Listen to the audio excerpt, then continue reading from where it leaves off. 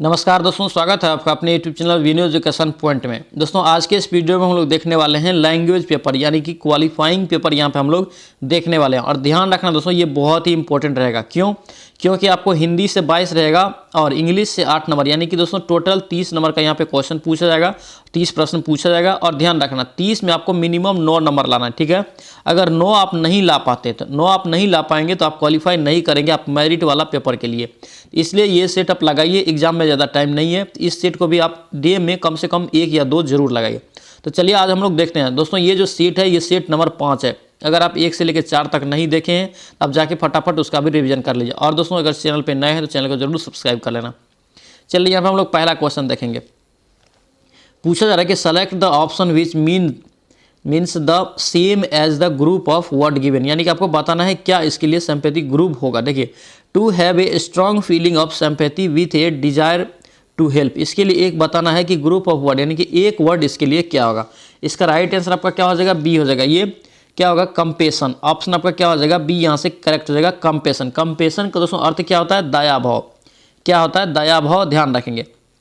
चलिए नेक्स्ट यहाँ पे देखेंगे, there are total planet in the solar system, यानी कि सौर मंडल में आपसे पूछा जा रहा है कि कितने प्लानेट यानी कि ग्रह होते हैं, कितने ग्रह होते हैं। देखिए ग्रह कितने संख्या है, ग्रह की संख्या कितने हैं, 8 है।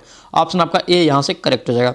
चलिए नेक्स्ट वन देखेंगे, सेलेक्ट द इनकरेक्टली स्पेल, यानी कि आपको गलत मीनिंग वाला वर्ड को चुनना है। देखेंगे इसका राइट आंसर आपका बी हो जाएगा। ये दोस्तों जो है डेंटिस्ट, ये गलत लिखा है।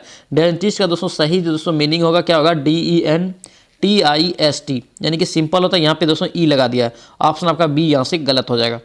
चलिए नेक्स्ट यहाँ पे देखेंगे, choose one of the 4 alternatives can be substitute given the sentence a book और पेपर रिटेन बाय हैंड, यानी कि दोस्तों हाथ के द्वारा लिखा गया पेपर पे आपको बताना है कि क्या कहलाता है। देखिए इसका राइट आंसर आपका सी हो जाएगा। ये क्या कहलाता है, मैन्युस्क्रिप्ट। ऑप्शन आपका सी यहाँ से करेक्ट है। इसका दोस्तों मीनिंग क्या होता है मैन्युस्क्रिप्ट का, ये क्या होता है, हस्तलिखित। क्या होता है, हस्तलिखित, ध्यान रखेंगे। चलिए नेक्स्ट यहाँ पे देखेंगे, चूज द सैनोनिम। देखिए सैनोनिम का मीनिंग क्या होता है, सैनोनिम मतलब समान शब्द यानी कि पर्यायवाची, ध्यान रखेंगे। तो यहाँ पे किसका पूछा है कि अपार्टेंट, क्या पूछा जा रहा है, अपार्टेंट का आपको पूछा जा रहा है कि समान वर्ड क्या होगा। देखिए अपारेंट का दोस्तों मीनिंग होता है क्या होता है, ये स्पष्ट होता है। क्या होता है, अस्पष्ट, अस्पष्ट होता है। तो इसी प्रकार अब स्पष्ट खोजना है कि किसका मीनिंग होता है।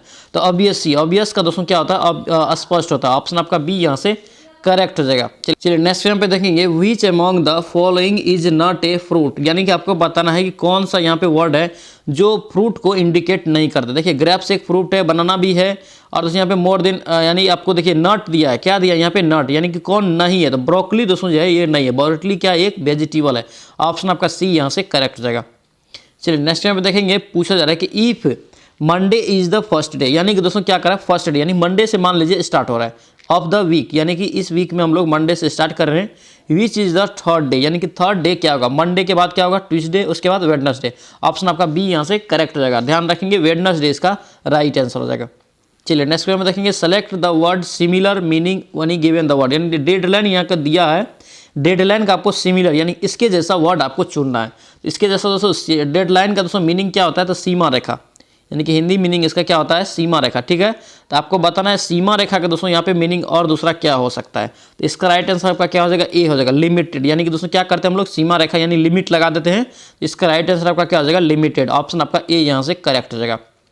चलिए नेक्स्ट यहाँ पे देखेंगे, चंद्रमुखी शब्द में कौन सा समास है। देखिए चंद्रमुखी शब्द में दोस्तों कौन सा समास हो जाएगा, ये बी हो जाएगा, कर्मधारय। कौन सा समास हो जाएगा, ये कर्मधारय। और दोस्तों ध्यान रखना समास जो है 6 प्रकार का होता है, बार बार बोल रहे हैं, प्रकार जरूर एग्जाम में एक पूछा जाता है, ध्यान रखेंगे। चलिए नेक्स्ट क्वेश्चन देखेंगे, मेरे हाथ में कलम है। क्या पूछा जा रहा है कि मेरे हाथ में कलम है, इस वाक्य में कौन सा कारक है। देखिए कौन सा कारक है इसमें बताना है। इसका राइट आंसर आपका ए हो जाएगा। क्या होगा, ये अधिकरण कारक। क्या है यहाँ पे, अधिकरण कारक। दोस्तों अधिकरण कारक के लिए क्या चीज का हम लोग प्रयोग करते हैं, मे पर। मे देखिए यहाँ पे मे जो है ये क्या है, अधिकरण है, इसलिए दोस्तों ये क्या हो गया, अधिकरण कारक। यहाँ पे देखिए मे और पर रहे तो अधिकरण कारक। उसके बाद अगर यहाँ पे आपादन है, आपादन में दोस्तों क्या होता है, आपादन में आपका शेर है, शेर है यानी कि बिछड़ना जैसा वर्ड है। उसके बाद देखिए यहाँ पे संप्रदान, क्या यहाँ पे संप्रदान कारक। संप्रदान कारक का दोस्तों जो होता है चिन्ह को के लिए अगर रहे लगा हुआ सेंटेंस में तो वो दोस्तों क्या होगा, संप्रदान कारक होगा। और दोस्तों ध्यान रखना कारक जो होता है 8 प्रकार का होता है। कितने प्रकार का, 8 प्रकार का, ये भी आपसे पूछा जाता है। चलिए नेक्स्ट क्वेश्चन देखेंगे, ओट्स महाप्राण घोष व्यंजन का उदाहरण कौन सा है? देखिए ओट्स से दोस्तों हम लोग जिसका उच्चारण करते हैं उसका दोस्तों आपको बताना है कि घोष व्यंजन इसमें कौन सा है, व्यंजन वर्ण कौन सा है। इसका राइट आंसर आपका बी हो जाएगा भौ। क्या हो जाएगा? ये भौ। चलिए नेक्स्ट क्वेश्चन देखेंगे, अक्ल के घोड़े दौड़ना, अक्ल के घोड़े दौड़ना मुहावरे का सही अर्थ। देखिए अक्ल का घोड़ा दौड़ना का मुहावरे का सही अर्थ क्या होगा? ये सी हो जाएगा, केवल कल्पनाएं करते रहना, यानी कि दोस्तों केवल उस चीज़ के बारे में सोचते रहना। ऑप्शन आपका क्या होगा? यहाँ पे सी आपका राइट रहेगा। चलिए नेक्स्ट यहाँ पे देखेंगे, आत्मत्याग। क्या यहाँ पे आत्मत्याग शब्द में कौन सा उपसर्ग है? क्या पूछा रहा है? आत्मत्याग शब्द में कौन सा उपसर्ग है? सबसे पहले उपसर्ग दोस्तों, उपसर्ग जो है किसी भी शब्द के पहले लगता है। पहले आप दोस्तों यहाँ पे कंफ्यूजन होता है प्रत्यय और उपसर्ग में, तो ध्यान रखेंगे उप मतलब क्या होता है? उपनाम। इस प्रकार से आप याद रखेंगे, उपनाम किसी का पहले लगता है, यानी सरनेम या इस तरह से आप याद रख सकते हैं। तो उपनाम दोस्तों यहाँ पे क्या हो जाएगा? उपसर्ग यहाँ पे ध्यान रखेंगे। इसी तरह से उपसर्ग है किसी भी शब्द के पहले लगता है, अगर प्रत्यय रहते प्रत्यय किसी भी शब्द के अंत में लगता है। देखिए आत्मत्याग में क्या उपसर्ग है ये आपसे पूछा जा रहा है। इसका राइट आंसर आपका बी हो जाएगा, ये आत्म। ऑप्शन आपका बी यहाँ से करेक्ट हो जाएगा। चलिए नेक्स्ट यहाँ पे देखेंगे, परीक्षा के दिनों में छात्र दिन रात पढ़ते हैं। देखिए परीक्षा के दिन जब आता है तो छात्र दोस्तों का राय कि दिन रात पढ़ते हैं। इस वाक्य में दिन और रात जो है यह किस प्रकार का विशेषण है? देखिए दिन और रात किस प्रकार का हो जाएगा? ये कालवाचक। मतलब क्या है? एक प्रकार का ये समय निर्धारण कर रहा है, दिन और रात एक कर दिया, मतलब वो पढ़ रहा है, लिमिटेड समय में पढ़ रहा है, तो ये कालवाचक हो जाएगा। ऑप्शन आपका बी यहाँ से करेक्ट हो जाएगा। दोस्तों आपसे रिक्वेस्ट है, अगर आप इस चैनल पर नए हैं या सब्सक्राइब नहीं किए हैं तो चैनल को जरूर सब्सक्राइब करना। यहाँ पे जब तक टीचर का एग्जाम होगा हम लोग अच्छा कंटेंट का यहाँ पे रिवीजन करने वाले हैं, तो चैनल को जरूर सब्सक्राइब करना। चलिए देखेंगे नेक्स्ट क्वेश्चन, त्रिपुरारी। क्या यहाँ पे त्रिपुरारी का सही संधि विच्छेद क्या होगा? देखिए त्रिपुरारी का सही संधि विच्छेद दोस्तों ये ध्यान रखना, ये बीपीएससी में क्वेश्चन पूछा हुआ है, ध्यान रखेंगे। त्रिपुरारी का दोस्तों सही संधि विच्छेद क्या हो जाएगा? इसका राइट आंसर आपका ए हो जाएगा, ये त्रिपुर प्लस आरी। क्या होगा? ये त्रिपुर प्लस आरी। और दोस्तों जो भी सेट आप लोग बना रहे हैं तो कमेंट में लिखिए कितना नंबर आपका आ रहा है। अगर 15 प्लस आ रहा है तो आप समझिए कि सेफ जोन में, अगर 15 से कम आ रहा है तो आपको जरूर तैयारी करना चाहिए हिंदी का भी। चलिए नेक्स्ट यहाँ पे देखेंगे, व्युत्पत्ति के अनुसार। देखिए व्युत्पत्ति के विचार के अनुसार आपसे पूछा है कि शब्द के कितने भेद होते हैं, यानी उत्पत्ति और व्युत्पत्ति के अनुसार क्या होता है? शब्द का भेद आपसे पूछा जा रहा है। ध्यान रखेंगे इसका राइट आंसर आपका क्या हो जाएगा? ए हो जाएगा। ये 3 प्रकार के होते हैं। और दोस्तों यहाँ से पूछे कौन कौन होता है, ध्यान रखना, रूट, यौगिक और योग रूट। ये दोस्तों क्या होता है? व्युत्पत्ति के आधार पर शब्द के भेद है, 3 भेद। चलिए नेक्स्ट हम देखेंगे, आई तो रोजी नहीं तो रोजा। देखिए आई तो रोजी नहीं तो रोजा, इसका दोस्तों आप लौकिकती है, इसका अर्थ आपको बताना है। आई तो रोजी नहीं तो रोजा, तो इसका राइट आंसर आपका क्या हो जाएगा? ये सी हो जाएगा, कमाया तो खाया नहीं तो भूखे, यानी कि सिंपल है, कमाएगा तो खाएगा, यानी ऑप्शन आपका सी यहाँ से करेक्ट हो जाएगा। चलिए नेक्स्ट क्वेश्चन देखेंगे। देखिए यहाँ पे है दोस्तों, ध्यान रखना, यहाँ पे थोड़ा सा ये दिख रही रहा अच्छा से, ध्यान रखेंगे क्या है आपको? स्वदेश है। क्या यहाँ पे? स्वदेश। स्वदेश का संधि विच्छेद आपसे पूछा जा रहा है, तो इसका राइट आंसर आपका ध्यान रखना, स्व प्लस उद्देश्य। क्या होगा यहाँ पे? स्व प्लस उद्देश्य। ऑप्शन आपका बी यहाँ से करेक्ट हो जाएगा। चलिए नेक्स्ट क्वेश्चन देखेंगे, नीलिमा। क्या है यहाँ पे? नीलिमा शब्द का प्रत्यय, आपसे नीलिमा शब्द का प्रत्यय मांगा जा रहा है, तो क्या है? इसका राइट आंसर आपका क्या हो जाएगा? ईमा। देखिए प्रत्यय कहाँ लगता है? किसी भी शब्द के अंत में लगता है। उपसर्ग कहाँ लगता है? किसी भी शब्द के पहले लगता है। तो यहाँ पे देखिए प्रत्यय है तो प्रत्यय बाद में लगेगा, इसका राइट आंसर आपका बी हो जाएगा, ईमा। चलिए नेक्स्ट यहाँ पे देखेंगे, परोपकार शब्द में कौन सा उपसर्ग है? देखिए परोपकार शब्द में दोस्तों कौन सा उपसर्ग है गया? देखिए उपसर्ग किसी भी शब्द के पहले लगता है, तो पहले दोस्तों क्या हो जाएगा? ये पर। ऑप्शन आपका बी यहाँ से करेक्ट हो जाएगा। और प्रत्यय किसी भी शब्द के लास्ट में लगता है। चलिए नेक्स्ट हम देखेंगे, कह रहे कि किस शब्द को यहाँ पे बोला जा रहा है कि किस शब्द की वर्तनी शुद्ध है, कि यहाँ पे शब्द लिखा हुआ आपको बताना कि कौन सा शब्द का वर्तनी शुद्ध लिखा हुआ है। तो देखेंगे इसका राइट आंसर आपका क्या हो जाएगा? ये बी हो जाएगा। ये ज्योत्सना जो दोस्तों लिखा हुआ है ये सही लिखा है। और दोस्तों ध्यान रखना इस टाइप का क्वेश्चन पूछा जाता है। चलिए नेक्स्ट क्वेश्चन देखेंगे, पूछा जा रहा है कि पीपर पीपर पात सरिस मंडोला, इसमें दोस्तों आपको अलंकार बताना है कौन सा होगा। पीपर पात सरिस मंडोला में कौन सा अलंकार है ये आपसे पूछा जा रहा है। इसका राइट आंसर आपका ए हो जाएगा। ये उपमा है। क्या है यहाँ पे? उपमा। दोस्तों जो होता है उपमा क्या होता है? उपमा का अर्थ होता है एक वस्तु के समीप किसी दूसरी वस्तु को रखकर तुलना करना। ऑप्शन आपका ए यहाँ से करेक्ट हो जाएगा। चलिए नेक्स्ट हम देखेंगे, इनमें पूछा जा रहा है कि आगे नाथ न पीछे पगा, आगे नाथ न पीछे पगा लौकिकता का अर्थ क्या होगा? लौकिकता अर्थ क्या हो जाएगा? इसका राइट आंसर आपका सी हो जाएगा, किसी तरह की जिम्मेदारी का न होना, यानी कि गैर जिम्मेदार ना होना। ऑप्शन आपका सी यहाँ से करेक्ट हो जाएगा। चलिए नेक्स्ट क्वेश्चन देखेंगे, परीक्षा केंद्र में इनमें से कौन सा समास है? नहीं, परीक्षा केंद्र जो है दोस्तों यह कौन सा समास है ये आपसे पूछा जा रहा है। ध्यान रखेंगे इसका राइट आंसर आपका क्या हो जाएगा? ये सी हो जाएगा। ये संप्रदान तत्पुरुष। ऑप्शन आपका सी यहाँ से करेक्ट हो जाएगा।